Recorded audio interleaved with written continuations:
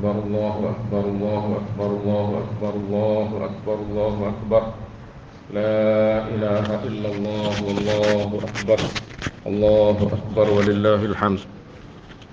الحمد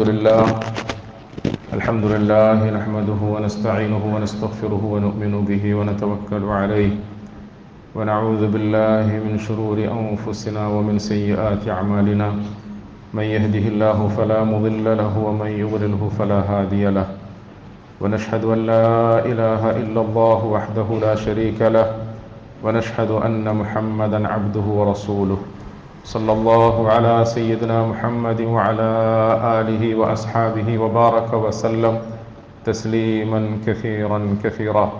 أما بعد فيا أيها الناس أوصيكم عباد الله ونفسي أولا بتقوى الله. الله أكبر الله أكبر الله أكبر لا إله إلا الله الله أكبر الله أكبر ولله الحمد. فأعوذ بالله من الشيطان الرجيم. بسم الله الرحمن الرحيم. يا أيها الذين آمنوا اتقوا الله حق تقاته ولا تموتن إلا وأنتم مسلمون. الله أكبر الله أكبر الله أكبر لا إله إلا الله الله أكبر الله أكبر ولله الحمد.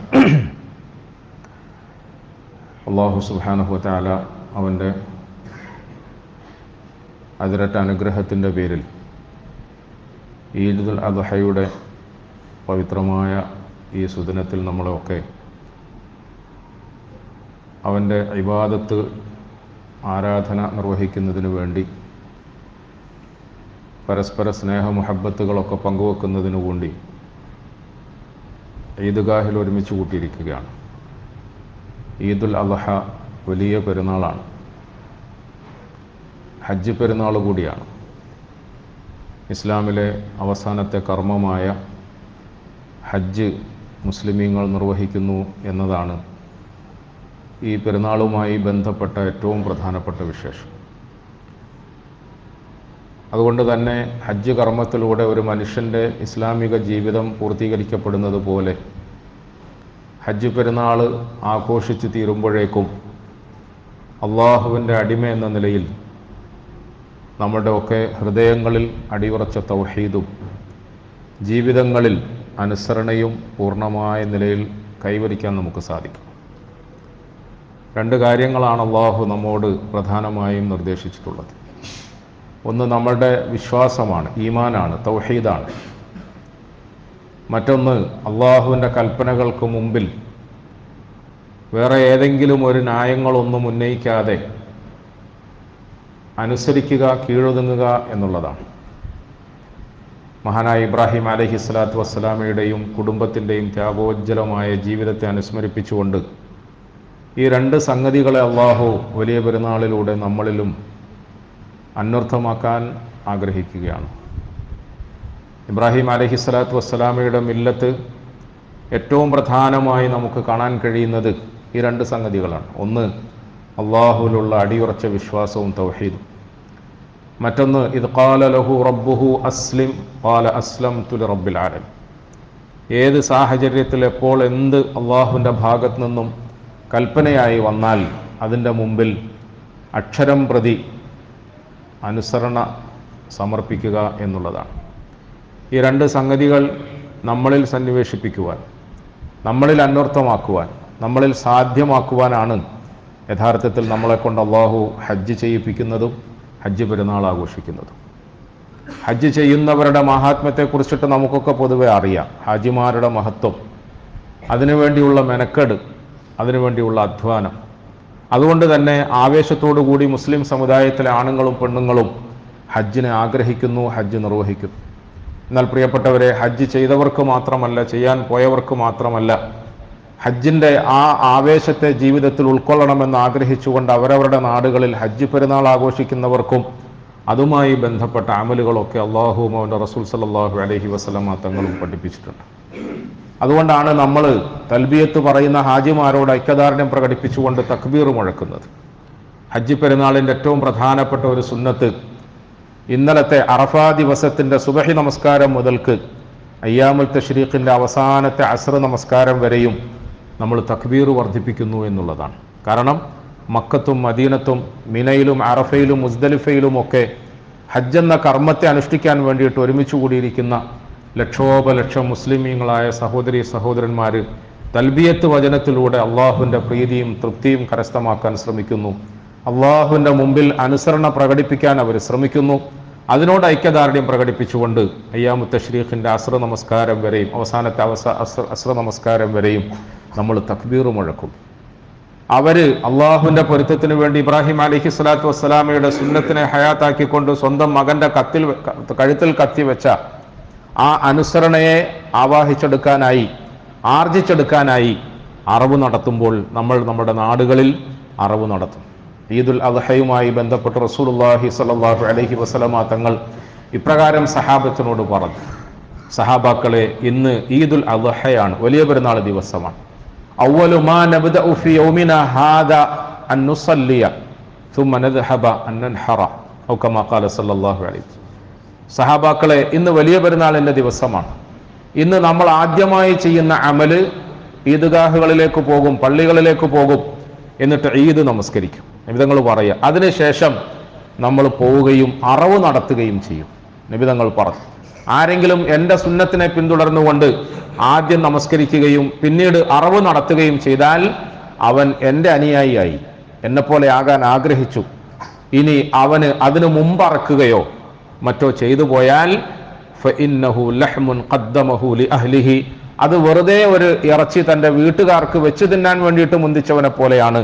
അവന് എൻ്റെ മില്ലത്തിൽ, എൻ്റെ സുന്നത്തിൽ ഒരു പങ്കുമില്ല എന്ന് റസൂലുള്ളാഹി സ്വല്ലല്ലാഹു അലൈഹി വസല്ലം എന്ന് പറഞ്ഞാൽ, പ്രിയപ്പെട്ടവരെ, പരിശുദ്ധ റസൂൽ സ്വല്ലല്ലാഹു അലൈഹി വസല്ലം നമുക്ക് പഠിപ്പിക്കുന്ന ഈ കൃത്യമായ അമലുകളിലൂടെ ഹജ്ജ് ചെയ്യുന്ന ആളുകൾക്ക് കിട്ടാൻ പോകുന്ന വിശുദ്ധിയും പരിശുദ്ധിയും പവിത്രതയും നമ്മുടെ നാടുകളിൽ ഇരുന്നു കൊണ്ട് നമുക്ക് അനുഷ്ഠിക്കാൻ വേണ്ടി കൽപ്പിക്കപ്പെട്ടിട്ടുള്ള അമലുകളിലൂടെ ആർജിക്കാൻ കഴിയുമെന്ന് പഠിപ്പിക്കുകയാണ്. നമ്മൾ ഉളുഹിയ്യത്ത് നടത്തുന്നു, തക്ബീറുകൾ മുഴക്കുന്നു. ഈദ്ഗാഹിൽ അറഫയിൽ സഹാബാക്കളെയും കൂട്ടിക്കൊണ്ട് മുഹമ്മദ് മുസ്തഫ സല്ലല്ലാഹു അലൈഹി വസല്ലം തങ്ങളുടെ ഹജ്ജ് കർമ്മത്തിന് വേണ്ടിയിട്ട് ഒത്തുകൂടിയതുപോലെ മെനഞ്ഞാന്ന് ലക്ഷോപലക്ഷം മുസ്ലിമീങ്ങൾ ഒത്തുചേർന്നു. അവര് അള്ളാഹുവിൻ്റെ മുമ്പിൽ കരഞ്ഞു വിളിച്ച് പലതും സമർപ്പിക്കുകയും ദുആയിരക്കുകയും ചെയ്തു. നമ്മളും ഈദ്ഗാഹിൽ അപ്രകാരം ഒത്തുചേരുകയാണ്. എന്താണ് ഈ ഒത്തുചേരൽ എന്ന് പറഞ്ഞാൽ, പ്രിയപ്പെട്ടവരെ, ഓരോ കർമ്മത്തിലും റസൂലുള്ളാഹി സ്വല്ലല്ലാഹു അലൈഹി വസല്ലമ തങ്ങൾ മുസ്ലിം ഉമ്മത്തിന്റെ ജീവിത സംസ്കൃതിയെ, ജീവിത സംസ്കാരത്തെ നന്നായി ഓർമ്മപ്പെടുത്തുകയാണ് ചെയ്യുന്നത്. നമ്മുടെ ജീവിതത്തെ അടിമുടി ഉടച്ചു വാർക്കാൻ വേണ്ടിയിട്ടാണ് ഓരോ അമലുകളും നമുക്ക് നിയമമാക്കിയത്. കേവലാർത്ഥത്തിൽ ഒരു ആഘോഷത്തിന്റെ ഭാഗമായിട്ട് ആചരിക്കേണ്ട, കൊണ്ടാടേണ്ടതല്ല ഈദുൽ അദ്ഹ, വലിയ പെരുന്നാൾ. മറിച്ച് ഒരു മുസ്ലിമിനെ സംബന്ധിച്ചിടത്തോളം അവന്റെ ഹൃദയം മുതൽക്ക് ജീവിതത്തിന്റെ എല്ലാ മേഖലകളിലേക്കും പരന്നു നിൽക്കുന്ന തരത്തിൽ പടച്ചവനെ പറ്റിയുള്ള ഭയപ്പാടും അനുസരണയും ആ നിലയിലുള്ള സംസ്കാര സമ്പന്നതയും കൈവരിക്കാനുള്ള അമലായിട്ടാണ് ഈദുൽ അദ്ഹയെ നമുക്ക് പഠിപ്പിച്ചു തന്നിട്ടുള്ളത്. ഇബ്രാഹിം അലൈഹി സ്വലാത്തു വസ്സലാമയുടെയും കുടുംബത്തിൻ്റെയും ത്യാഗമാണ് നമ്മൾ ഈ സന്ദർഭത്തിൽ ഓർക്കുന്നത്. ഇബ്രാഹിം എന്ന് പറഞ്ഞാൽ ഒരു പുരുഷനാണ്, നമ്മളെയൊക്കെ പോലെ ഒരു പുരുഷനാണ്, ഒരു ഭർത്താവാണ്, ഒരു പിതാവാണ്. ഒരു ഭർത്താവ്, പിതാവ്, പുരുഷൻ, മകൻ എന്നൊക്കെയുള്ള നിലയിൽ നമുക്ക് നമ്മുടെ ജീവിതത്തിൽ ചെയ്തു തീർക്കാനുള്ള കുറെ കർമ്മങ്ങളുണ്ട്, കടമകളുണ്ട്, കടപ്പാടുകളുണ്ട്. ആ കർമ്മ പഥത്തിൽ നമ്മളെ സംബന്ധിച്ചിടത്തോളം നമുക്ക് വരാൻ സാധ്യതയുള്ള പല പരീക്ഷണങ്ങളും ഉണ്ട്. ഇത് സ്വാഭാവികമാണ്. പരിശുദ്ധ ഖുർആൻ ഇബ്രാഹിം അലൈഹിസ്സലാമയുടെ ചരിത്രം ഓതാൻ തുടങ്ങുമ്പോൾ തന്നെ വഇദ് ബിതലാ ഇബ്രാഹിമ റബ്ബുഹു ബികലിമാത്ത് എന്നാണ്. നമ്മളൊക്കെ പറയുന്നത് പോലെ, നമ്മളൊക്കെ പറയാറുള്ളത് പോലെ ജീവിത പ്രയാസങ്ങളെ കൊണ്ട്, പരീക്ഷണങ്ങളെ കൊണ്ട് അള്ളാഹു അവന്റെ അടിമകളിൽ ശ്രേഷ്ഠനായ ഇബ്രാഹിം നബി അലൈഹിസ്സലാത്തു വസ്സലാമയെ പരീക്ഷിച്ചു. പക്ഷേ പരീക്ഷണം നമുക്കൊക്കെ ഉള്ളതുപോലെ എല്ലാവർക്കും ഉണ്ടാകും, നബിമാർക്കും ഉണ്ടാകും. നബിമാരുടെ പ്രത്യേകത, പ്രത്യേകിച്ച് ഇബ്രാഹിം അലൈഹിസ്സലാത്തു വസ്സലാമയുടെ പ്രത്യേകത ഫഅതമ്മഹുന്ന, ആ പരീക്ഷണങ്ങളൊക്കെ വിജയകരമായ നിലയിൽ പൂർത്തീകരിക്കാൻ, നേരിടാൻ, തരണം ചെയ്യാൻ അദ്ദേഹത്തിന് സാധിച്ചു. നമ്മൾ ഈദുൽ അദ്ഹ ആഘോഷിച്ച് തീരുമ്പോഴേക്കും പ്രിയപ്പെട്ടവരെ, നമ്മുടെ ജീവിതത്തിൽ വരാൻ സാധ്യതയുള്ള പരീക്ഷണങ്ങളോട് നമുക്ക് അങ്ങനത്തെ ഒരു പ്രതികരണം ഉണ്ടാകണം, അങ്ങനത്തെ ഒരു രീതി നമുക്ക് ആർജിച്ചെടുക്കാൻ സാധിക്കണം. എന്ത് പരീക്ഷണങ്ങൾ വന്നാലും ഇതൊക്കെ അള്ളാഹുവിങ്കിൽ നിന്നുള്ളതാണ് അടിയുറച്ച് വിശ്വസിക്കാൻ, അള്ളാഹുവിങ്കിൽ നിന്നുള്ളതാണ് അടിയുറച്ച് വിശ്വസിക്കാൻ, അതിൽ സഹായിക്കാൻ അള്ളാഹു മാത്രമാണ് എന്ന് തിരിച്ചറിയാൻ ഓരോ മനുഷ്യർക്കും സാധിക്കണം. അപ്രകാരം താൻ അള്ളാഹുവിനെ വിശ്വസിക്കുകയും അനുസരിക്കുകയും ചെയ്യുന്നത് പോലെ തന്നോടൊപ്പം ഒത്തുജീവിക്കുന്ന കുടുംബത്തെ അതേ നിലയിൽ തന്നെ വാർത്തെടുക്കാനും വളർത്തിയെടുക്കാനും ഓരോ കുടുംബനാഥന്മാരും ശ്രദ്ധിക്കണമെന്നാണ് അള്ളാഹു അവന്റെ പരിശുദ്ധ ഗ്രന്ഥത്തിലൂടെ, പ്രത്യേകിച്ച് ഇബ്രാഹിം അലൈഹിസ്സലാമയുടെ ചരിത്രത്തിലൂടെ നമുക്ക് പഠിപ്പിക്കും. നമ്മൾ നിസ്കാരത്തിൽ ഓതി കേട്ടില്ലേ, ഇബ്രാഹിം അലൈഹിസ്സലാമയുടെ സംഭവം, ചരിത്രം നിങ്ങൾ എന്തേ ഓർക്കുന്നില്ല? അള്ളാഹ് ചോദിക്കുക, ഏത് സംഭവമാണ്? ഇബ്രാഹിം അലൈഹിസ്സലാം എന്ന മഹാമനുഷ്യൻ ഒരു കഅബ എന്ന ആരാധനാലയത്തെ നിർമ്മിച്ച ആ സംഭവം നിങ്ങൾ എന്താ ഓർക്കാത്തതെന്ന് ചോദിക്കുക അല്ലേ? വൈദ് യർഫഉ ഇബ്രാഹിമുൽ ഖവാഇദ മിനൽ ബൈത്ത്, ഒരു ഭവനം ഭൂമിയിൽ ആദ്യമായി അള്ളാഹുവിനെ ആരാധിക്കാൻ വേണ്ടിയിട്ട് തുറന്നുകൊടുത്ത ആ ഭവനത്തെ, കഅബാലയത്തെ ഇബ്രാഹിം എന്ന പിതാവാണ് പണിതത്. ഇസ്മായിൽ, അള്ളാഹ് പറയാ, ഇസ്മായിൽ എന്ന മകൻ ഒപ്പമുണ്ടായിരുന്നു. പ്രിയപ്പെട്ടവരെ, നമ്മൾ സാധാരണഗതിയിൽ കഅബയുടെ ചരിത്രവും അതിന്റെ നിർമ്മാണവുമായി ബന്ധപ്പെട്ട ചരിത്രങ്ങളും ഒക്കെ പറയാറുണ്ടെങ്കിലും നമ്മൾ പഠിക്കുകയും മനസ്സിലാക്കുകയും വായിച്ചെടുക്കുകയും ചെയ്യേണ്ട ഒരു ജീവിതാർത്ഥമുണ്ട് ഇതിൽ. അള്ളാഹു സുബ്ഹാനഹു വ തആല പറയാ, ഒരു വാപ്പ ആദർശപരമായ നിലയിൽ കുടുംബത്തെ നന്നായി വളർത്തിയെടുക്കുന്നതിന് വേണ്ടിയിട്ട് അടിത്തറ പാകി, തൗഹീദിന്റെ അടിത്തറ പാകി. ആ തൗഹീദിന്റെ അടിത്തറയിൽ പടുത്തുയർത്തിയ ഒരു സാംസ്കാരിക ഗേഹത്തിൽ കുടുംബത്തെ വാർത്തെടുക്കാൻ ശ്രമിച്ചു, വളർത്തിയെടുക്കാൻ ശ്രമിച്ചു. സാധാരണ ഞാനിങ്ങനെ പ്രസംഗിക്കുമ്പോൾ പറയാറുണ്ട്, കഅബ എന്ന് പറയുന്ന 4 ചുമരുള്ള ബാഹ്യ ദൃഷ്ടി കൊണ്ട് കാണാൻ കഴിയുന്ന ഒരു ഭവനത്തെ നമ്മൾ പുണ്യഗേഹം എന്ന് വിശേഷിപ്പിക്കുകയും ആ ഭവനത്തിന് ചുറ്റും നമ്മൾ തവാഫ് അനുഷ്ഠിക്കുകയും ഒക്കെ ചെയ്യുന്നു. എന്നാൽ ഇബ്രാഹിം അലൈഹിസ്സലാത്തു വസ്സലാമയുടെയും മകന്റെയും കുടുംബത്തിന്റെയും ത്യാഗോജ്ജലമായ ജീവിതത്തിലൂടെ ഭൂമിയിൽ അള്ളാഹു പണിതു വെച്ച ഒരു സാംസ്കാരിക ഗേഹമുണ്ട്, നമുക്ക് നമ്മുടെ ദൃഷ്ടി കൊണ്ട് കാണാൻ കഴിയാത്തൊരു സാംസ്കാരിക ദേഹം. അതാണ് നേരത്തെ പറഞ്ഞത്. അതിലാണ് തൗഹീദ്, അതിലാണ് അനുസരണ, അതിലാണ് സഹവർത്തിത്വം, സാഹോദര്യം, സ്നേഹം, മമത, പരസ്പരമുള്ള പെരുമാറ്റത്തിന്റെ അച്ചടക്കം, മര്യാദ, ഇതൊക്കെ അല്ലാഹു സുബ്ഹാനഹു വ തആല പടുത്തുയർത്തിയിട്ടുള്ളത്. അത് നമ്മൾ കാണുന്നില്ല. ഇബ്രാഹിം അലൈഹിസ്സലാമയെ കുറിച്ച് പടച്ചവൻ പറയുന്നത്, ഇബ്രാഹിം എന്ന പിതാവ് ഒരു സാംസ്കാരിക ഗേഹത്തിന്റെ പണി നിർവഹിക്കുമ്പോൾ തന്റെ പ്രിയപ്പെട്ട പുത്രനെ ഒപ്പം കൂട്ടിയിരുന്നു എന്നതാണ്. എനിക്ക് നിങ്ങൾക്കുമുള്ള ശക്തമായ ഒരു ഉപദേശമാണ്. മറ്റൊരർത്ഥത്തിൽ പറഞ്ഞാൽ ശക്തമായ ഒരു താക്കീതാണ്. പ്രത്യേകിച്ച് ഇന്നത്തെ കാലഘട്ടത്തിലെ ഓരോ ഉപ്പമാർക്കുമുള്ള ഒരു താക്കീതാണ്. നമ്മൾ പഴയ തലമുറയായതുകൊണ്ട് ബാങ്ക് കൊടുക്കുമ്പോൾ പള്ളിയിലേക്ക് പോകും, അത്യാവശ്യം നിസ്കരിക്കും, അത്യാവശ്യം ഖുർആൻ ഓതും, ദിക്ർ പറയും, വഅദും ഉറുദിയും നസീഹത്തും ഒക്കെ കേൾക്കും. പക്ഷേ ഇബ്രാഹിം അലൈഹിസ്സലാമയെ കുറിച്ച് പടച്ചവൻ പറഞ്ഞതുപോലെ എൻ്റെ കൂട്ടത്തിൽ നിസ്കരിക്കാൻ പോകുമ്പോൾ എൻ്റെ പ്രിയപ്പെട്ട പുത്രനുണ്ടോ എന്ന് നമ്മൾ ആലോചിക്കേണ്ടതുണ്ട്. ഞാൻ ദിക്ർ പറയുമ്പോൾ അങ്ങനെ ഒരു ദിക്ർ പറയുന്ന പതിവ് എൻ്റെ പ്രിയപ്പെട്ട പുത്രനിൽ ഉണ്ടോ എന്ന് ആലോചിക്കേണ്ട ഒരു ബാധ്യത പ്രത്യേകിച്ച് ഈ ഈദുൽ അദ്ഹ ആഘോഷിക്കുന്ന ഓരോ പിതാക്കന്മാർക്കുമുണ്ട്. ഇന്ന് പൊതുവെ പ്രിയപ്പെട്ടവരെ, നമ്മളുടെ ജീവിത രീതി പരിശോധിച്ചു നോക്കിയാൽ അങ്ങനെ ഒരു സമ്പ്രദായത്തിൽ നിന്നും നമ്മൾ ദൂരമായിക്കൊണ്ടിരിക്കുകയാണ്. നമ്മൾ പഴയ തലമുറ, വയസ്സും പ്രായവും ഒക്കെയുള്ള ആളുകൾ പള്ളിയിൽ വരുന്നു, നിസ്കരിക്കുന്നു, ഇബാദത്ത് എടുക്കുന്നു, ദിക്ർ ദുആകൾ അനുഷ്ഠിക്കുന്നു.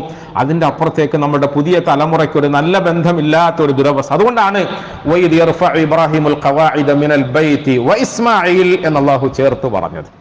കഅബ പോലെയുള്ള പരിശുദ്ധ ഗേഹത്തിന്റെ നിർമ്മാണത്തിൽ ഉപ്പ എത്രത്തോളം ശ്രദ്ധിക്കുന്നോ അതിനേക്കാൾ ഉപരിയായി തന്റെ മകനെ ഒപ്പം ചേർത്ത് നിർത്തണം എന്ന ഒരു സന്ദേശത്തെ അല്ലാഹു സുബ്ഹാനഹു വ തആല നമുക്ക് നൽകുകയാണ്. ഈ ഈദുൽ അദ്ഹയുടെ പ്രധാനപ്പെട്ട ഒരു സന്ദേശം പോലെ ഞാൻ എന്നെ കേൾക്കുന്ന സഹോദരങ്ങൾക്കും അത് കൈമാറുകയാണ്.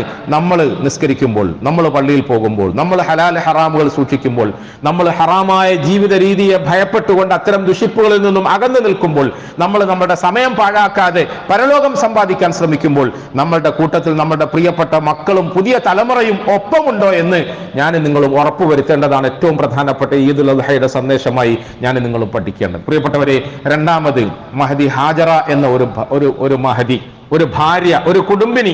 ആ കുടുംബിനി തന്റെ ജീവിതത്തിൽ ഭർത്താവിനോടൊപ്പം അനുസരണയോടുകൂടി ഒത്തുജീവിച്ചതിന്റെ ഉദാത്തമായ ഒരു മാതൃകയാണ് അല്ലാഹു തആല ഈദുൽ അദ്ഹയിലും ഹജ്ജ് പെരുന്നാളിലും ഹജ്ജ് കർമ്മത്തിലുമൊക്കെ നമുക്ക് മുമ്പിൽ സമർപ്പിക്കുന്നു. നമ്മൾ നേരത്തെ സൂചിപ്പിച്ചതുപോലെ ജീവിതമാണ്. ജീവിതത്തിൽ ദാരിദ്ര്യം ഉണ്ടാകാം, കഷ്ടപ്പാടുകൾ ഉണ്ടാകാം, വൈധവ്യമുണ്ടാകാം, അനാഥത്വം ഉണ്ടാകാം. നമ്മൾ ഇഷ്ടപ്പെടാത്ത നേരത്ത് നമുക്ക് മരണം സംഭവിക്കാം, നമ്മൾ ഇഷ്ടപ്പെടാത്ത നേരത്ത് നമുക്ക് രോഗം സംഭവിക്കാം. ഇങ്ങനെ പലതും വരാൻ സാധ്യതയുള്ള സാഹചര്യത്തിൽ ഒരു കുടുംബത്തിലെ പ്രധാന കണ്ണിയായ ഭാര്യ തന്റെ ഭർത്താവിനോടൊപ്പം നിൽക്കുന്നുണ്ടോ ഇല്ലേ എന്നതാണ് വിഷയം. അഥവാ അങ്ങനെ ഭാര്യയെ തന്നോടൊപ്പം നിർത്താൻ ഒരു ഭർത്താവിന് സാധിക്കുന്നുണ്ടോ ഇല്ലേ എന്നതാണ് പ്രധാനമായും ഈദുൽ അദ്ഹയുടെ മറ്റൊരു സന്ദേശം. ഞാൻ പറയുന്നു പ്രിയപ്പെട്ടവരെ, നമ്മൾ പരലോകവും സ്വർഗവും നരകവും നിസ്കാരവും നോമ്പും ഹജ്ജും എന്നൊക്കെ പുണ്യകർമ്മ പുണ്യകർമ്മങ്ങൾ പറഞ്ഞു പോക്കല്ല. ഈ പുണ്യകർമ്മങ്ങളിലൂടെ നമ്മുടെ ജീവിതത്തെ സ്വാധീനിക്കുന്ന സന്ദേശങ്ങൾ എന്തൊക്കെയാണെന്ന് നമ്മൾ വായിച്ചെടുക്കാൻ, പഠിച്ചെടുക്കാൻ ശ്രമിക്കുകയാണ് വേണ്ടത്. ഈദുൽ അദ്ഹയുടെ സന്ദേശമായി നമുക്ക് കാണാൻ കഴിയുന്നത് അനുസരണയുള്ള, ഒരുമയുള്ള ഒരു നല്ല ഭാര്യയാണ്. ആ ഭാര്യയെ അപ്രകാരം തന്നോടൊപ്പം നിർത്താൻ പ്രാപ്തനായ ഒരു ഭർത്താവിനെയാണ്. പ്രിയപ്പെട്ടവരെ, മഹദി ഹാജറ റളിയല്ലാഹു അൻഹ അവറുകൾ ജീവിതയാത്രയിൽ അനുഭവിച്ച ത്യാഗങ്ങൾ എത്ര വലുതാ! ചെറിയ ത്യാഗമാണോ? വലിയ ത്യാഗമാണ്. ആ ത്യാഗോജ്ജലമായ പ്രയാസങ്ങളെയും പ്രതിസന്ധികളെയും നേരിടുമ്പോൾ ഒരു പ്രാവശ്യമെങ്കിലും തന്റെ ഭർത്താവിന്റെ മുഖത്ത് നോക്കിയിട്ട് ശകാരിച്ചില്ല, ശപിച്ചില്ല, മോശം പറഞ്ഞില്ല. ഒരിക്കൽ പോലും തന്റെ ഭർത്താവിനെ കുറിച്ചിട്ട് ആരോടെങ്കിലും ഒരു പരാതിയും പറഞ്ഞില്ല. ഒരു ഭാഗത്ത് അനുസരണയുള്ള, ക്ഷമയുള്ള, സഹനതയുള്ള ആ ഒരു സഹോദരിയെ നമുക്ക് കാണാൻ കഴിയുമ്പോൾ, അല്ലെങ്കിൽ ഒരു പെണ്ണിനെ നമുക്ക് കാണാൻ കഴിയുമ്പോൾ, മറുഭാഗത്ത് പ്രിയപ്പെട്ടവരെ, ആ നിലയിൽ തന്റെ ഭാര്യയെ തന്നോടൊപ്പം ചേർത്ത് പിടിക്കാനും തന്റെ മനസ്സ് കൊടുത്തിട്ട് അവളെ വിലക്ക് വാങ്ങാനും സാധ്യമായ ഒരു മാപ്പിളയെ നമ്മൾ കാണണം, ഒരു ഭർത്താവിനെയും കാണണം. ഇന്ന് ഈദുൽ അദ്ഹ ആഘോഷിക്കുന്ന നമ്മളെ സംബന്ധിച്ചിടത്തോളം നമ്മളുടെ കുടുംബങ്ങളിൽ അങ്ങനത്തെ ഒരു അവസ്ഥ ഉണ്ടോ എന്ന് നമ്മൾ ആലോചിക്കണം. അങ്ങനത്തെ ഒരു അവസ്ഥ ഉണ്ടാക്കിയെടുക്കാൻ നമുക്കൊക്കെ സാധിക്കണം. നല്ല ഭാര്യമാരുണ്ടായാൽ, നല്ല ഭർത്താക്കന്മാരുണ്ടായാൽ, നല്ല പുരുഷന്മാരുണ്ടായാൽ, നല്ല സ്ത്രീകളുണ്ടായാൽ, നല്ല ഉപ്പമാരുണ്ടായാൽ, നല്ല ഉമ്മമാരുണ്ടായാൽ, അതാണ് ഇസ്ലാം, അതാണ് കുടുംബം, അതാണ് ഈദുൽ അദ്ഹയും ഹജ്ജ് കർമ്മവും ഒക്കെ നിർവഹിക്കുന്നതിന്റെ പേരിൽ ഈ സമുദായത്തിന് സമ്പാദിക്കാനുള്ളത്, സംഭരിക്കാനുള്ളത് എന്ന തിരിച്ചറിവ് എനിക്ക് നിങ്ങൾക്കും ഉണ്ടാകണം. പ്രിയപ്പെട്ടവരെ, അതോടൊപ്പം നമ്മൾ ആലോചിക്കേണ്ടത് ഒരു മകനെ കുറിച്ചിട്ടാണ്. ഇസ്മായിൽ എന്ന് പറയുന്ന ഒരു മകൻ. ഏത് മകനാണ്? തന്റെ പ്രിയപ്പെട്ട പിതാവിന്റെ കൽപ്പനയ്ക്ക് മുമ്പിൽ അനുസരിച്ചു കൊള്ളാം എന്ന് വാക്കുകൊണ്ട് പറയുകയോ എഴുതി ഒപ്പിട്ട് കൊടുക്കുകയോ നാട്ടിലെ പ്രമാണിമാരുടെ മധ്യസ്ഥത്തിൽ ഞാൻ ഉപ്പാനെ ഇനി മേലിൽ അനുസരിച്ചോളാം എന്ന് പറയുകയൊന്നും ചെയ്ത ഒരു പുരുഷനെ അല്ല, അല്ലെങ്കിൽ ഒരു മകനെ അല്ല. പിന്നെയോ മൂർച്ചയേറിയ കത്തിയും നീട്ടിപ്പിടിച്ചുകൊണ്ട് നിന്റെ കഴുത്ത് ഞാൻ അറക്കട്ടെ എന്ന് പറഞ്ഞ് ആ കഴുത്ത് തന്റെ മുമ്പിൽ മലർന്നു കിടക്കാൻ ആവശ്യപ്പെടുന്ന ഒരു ഉപ്പയുടെ വാക്കുകൾക്ക് മുമ്പിൽ ജീവനുള്ള പച്ച ജീവനോടുകൂടി ആ കൊച്ചുകിടാവ് തന്റെ കഴുത്ത് നീട്ടിക്കൊടുക്കുകയാണ്. ഉപ്പ ഇഫ്അൽ മാ തുഅ്മർ സതജിദുനി ഇൻഷാ അല്ലാഹു മിനസ് സാബിരീൻ. ഈദുൽ അദ്ഹ ആഘോഷിക്കുകയും ഹജ്ജ് കർമ്മത്തിന് വേണ്ടി ഒത്തുകൂടുകയും ചെയ്ത മുസ്ലിം ലോകം കാത് തുറന്ന് കേൾക്കേണ്ട ഒരു വാക്കാണിത്. അനുസരണഘട്ട മക്കളെ കൊണ്ട് പൊറുതിമുട്ടിയ ഈ സമുദായം പ്രത്യേകിച്ച് കേൾക്കേണ്ട ഒരു വാക്കാണ്. വാപ്പയോട് ആദരവില്ലാത്ത, വാപ്പയോട് അനുസരണയില്ലാത്ത, വാപ്പയുടെ മുഖത്ത് നോക്കി എന്തും പറയാൻ മടിയില്ലാത്ത, ഉമ്മയുടെ മുഖത്ത് നോക്കി ധിക്കാരത്തോടുകൂടി ശബ്ദമുയർത്തി പറയാൻ മടിയില്ലാത്ത പുതിയ തലമുറ കേൾക്കേണ്ട വാക്കാണ്.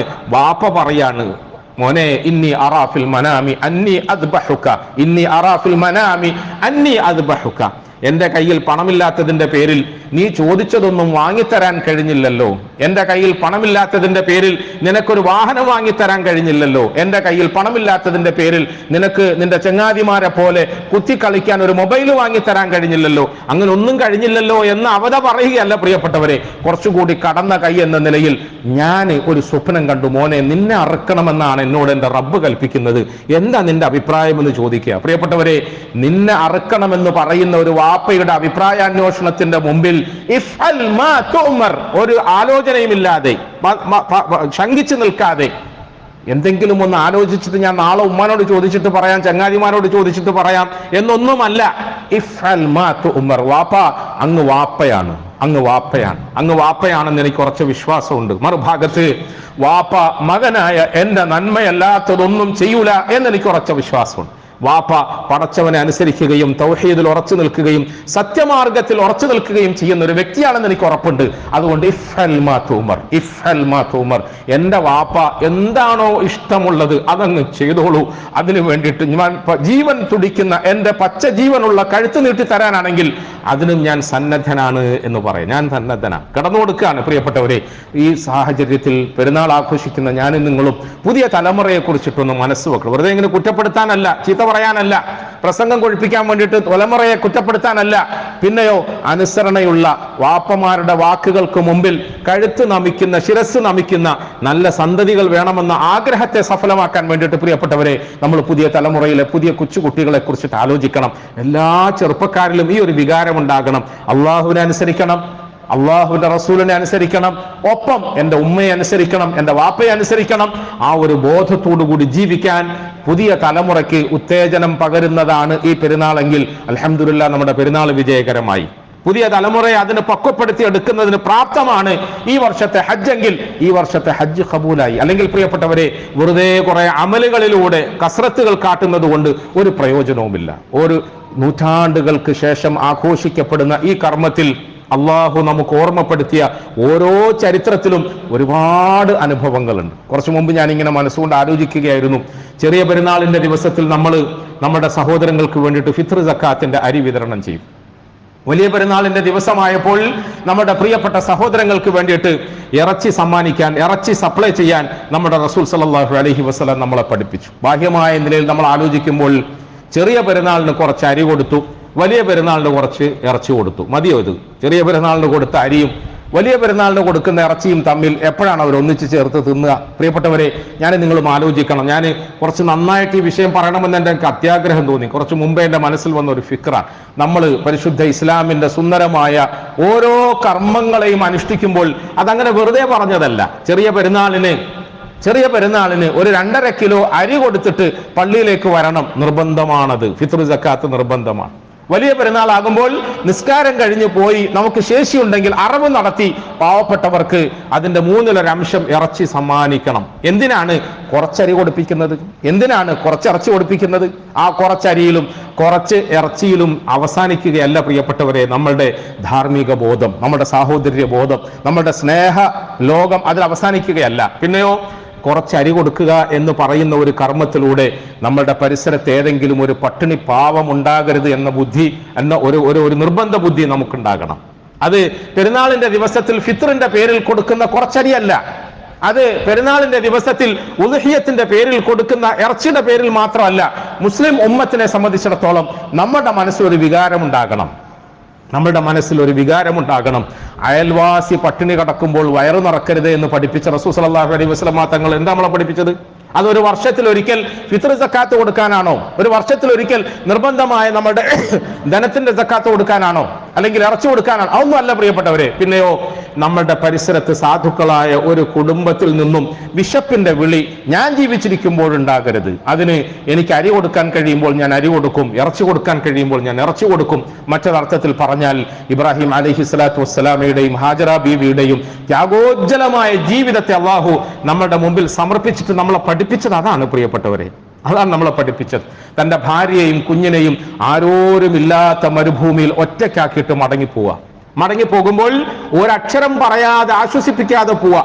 അതിന്റെ പേരിൽ ഭർത്താവിനെ കുറ്റപ്പെടുത്താതെ അള്ളാഹു ആണ് നിങ്ങളോട് കൽപ്പിച്ചതെങ്കിൽ ആ അള്ളാഹു ഞങ്ങളെ സംരക്ഷിച്ചോളൂ എന്ന് വിശ്വസിച്ചുകൊണ്ട് ആ മരുഭൂമിയിൽ ഒറ്റയ്ക്ക് താമസിക്കുന്ന അവരെ സംബന്ധിച്ചിടത്തോളം തനിക്ക് കുടിക്കാൻ ഒരു തുള്ളി വെള്ളമില്ല, ഈ കുഞ്ഞിന് കൊടുക്കാൻ ഒരു തുള്ളി വെള്ളമില്ല, ഒരു തുള്ളി വെള്ളം പോലും കുടിക്കാനില്ലാത്തടത്താണോ നിങ്ങൾ ഞങ്ങളെ ഇട്ടിട്ട് പോകുന്നത്, എന്നിട്ട് അതിനെക്കുറിച്ച് ദീനാ പടച്ചോറാന്നൊക്കെ പറയാണോ എന്നൊന്നും അവർ പറഞ്ഞില്ല.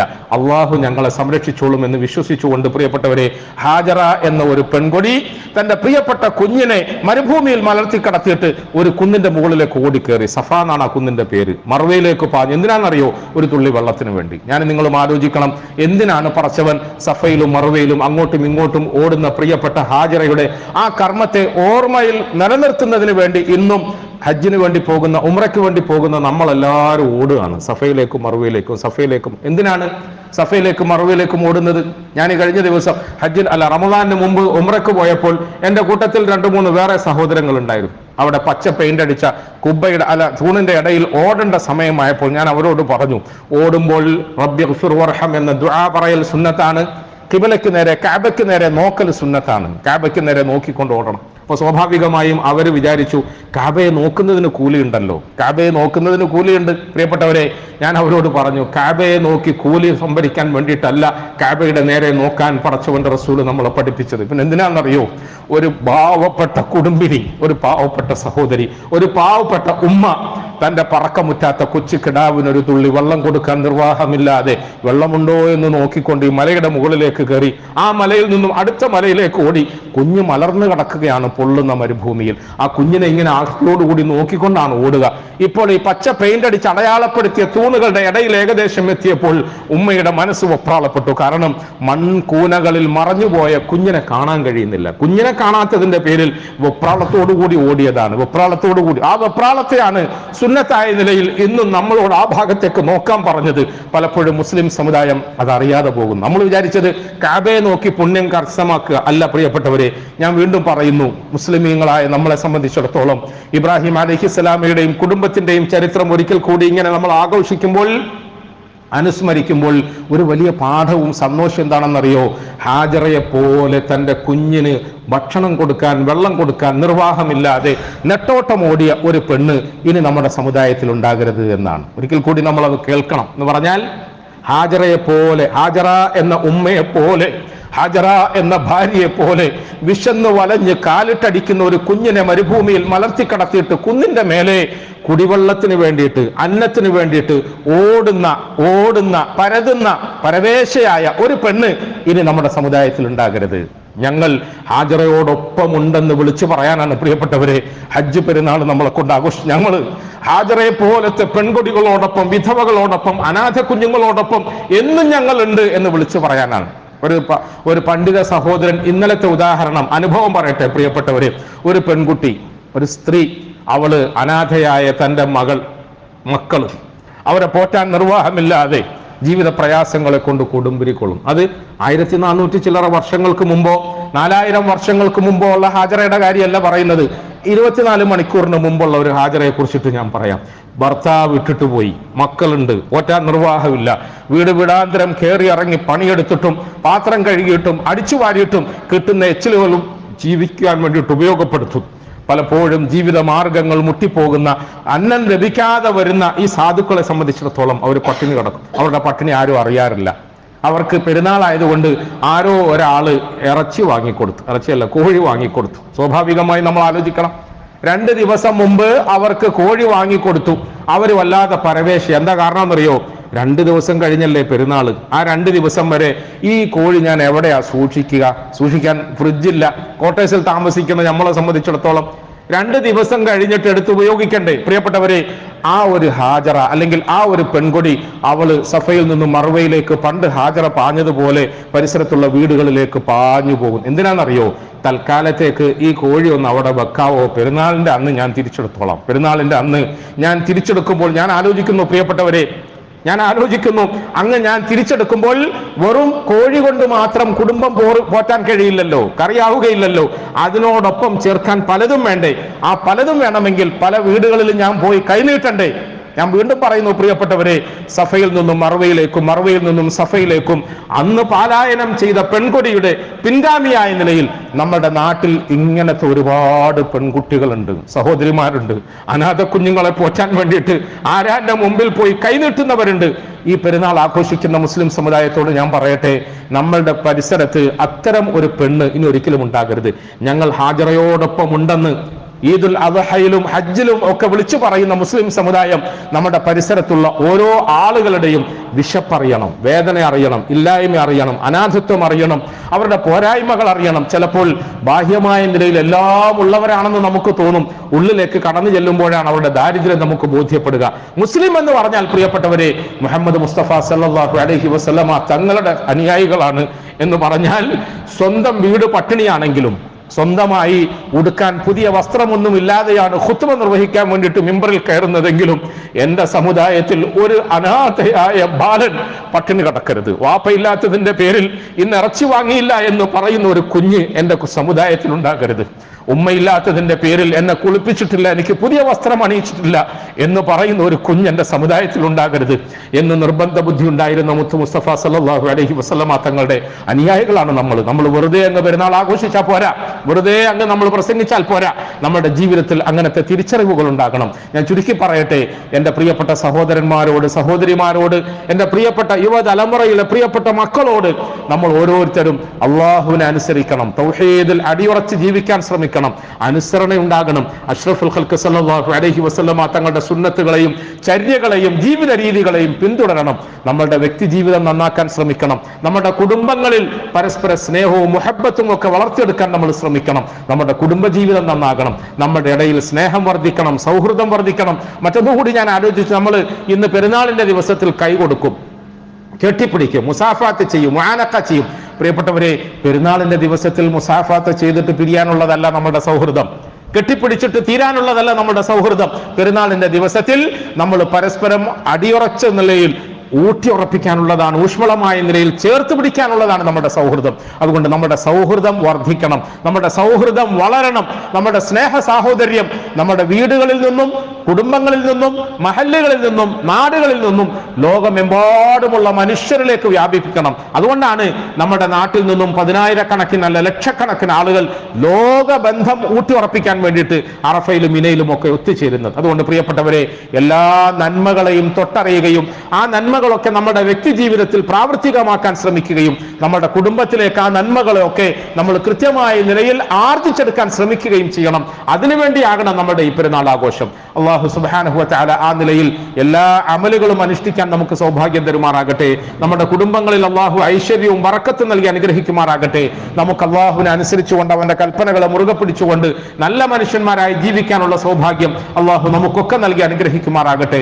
മരണം വരെയും പടച്ചവന്റെ കൽപ്പനകളിൽ ഉറച്ചു നിൽക്കാനും നബി തങ്ങൾ സല്ലല്ലാഹു അലൈഹി വസല്ലമ തങ്ങളുടെ സുന്നത്തുകളെ മുറുകെ പിടിക്കാനും നമുക്കൊക്കെ അല്ലാഹു തൗഫീഖ് നൽകി അനുഗ്രഹിക്കുമാറാകട്ടെ. മുസ്ലിമീങ്ങളായ നമ്മൾ അനുഭവിച്ചുകൊണ്ടിരിക്കുന്ന എല്ലാ വ്യഥകളും, ബേജാറുകളും, വിഷമങ്ങളും, പ്രയാസങ്ങളും, പീഡനങ്ങളും അല്ലാഹു മാറ്റി തരുമാറാകട്ടെ. പ്രത്യേകിച്ച് നമ്മളുടെ ഫലസ്തീൻ പോലെയുള്ള സഹോദരങ്ങളെ അല്ലാഹു സുബ്ഹാനഹു വ തആല സംരക്ഷിക്കുമാറാകട്ടെ, സഹായിക്കുമാറാകട്ടെ. നമ്മുടെ കടങ്ങളും കഷ്ടപ്പാടുകളും ഒക്കെ അല്ലാഹു മാറ്റി തരുമാറാകട്ടെ. നമ്മുടെ രോഗികൾക്ക് അല്ലാഹു പൂർണ്ണമായ ശിഫ നൽകി അനുഗ്രഹിക്കുമാറാകട്ടെ. നമുക്ക് അല്ലാഹു സുബ്ഹാനഹു വ തആല മനസമാധാനത്തോടെ, സന്തോഷത്തോടെ, ഇസ്സത്തോടെ നമ്മുടെ രാജ്യത്ത് ജീവിക്കാനുള്ള സാഹചര്യം സൃഷ്ടിച്ചു തരുമാറാകട്ടെ. എല്ലാ ഖൈറും ബറകാത്തുകളും അല്ലാഹു നമുക്ക് നൽകി അനുഗ്രഹിക്കുമാറാകട്ടെ. വആഖിറു ദഅവാനാ അൽഹംദുലില്ലാഹി റബ്ബിൽ ആലമീൻ.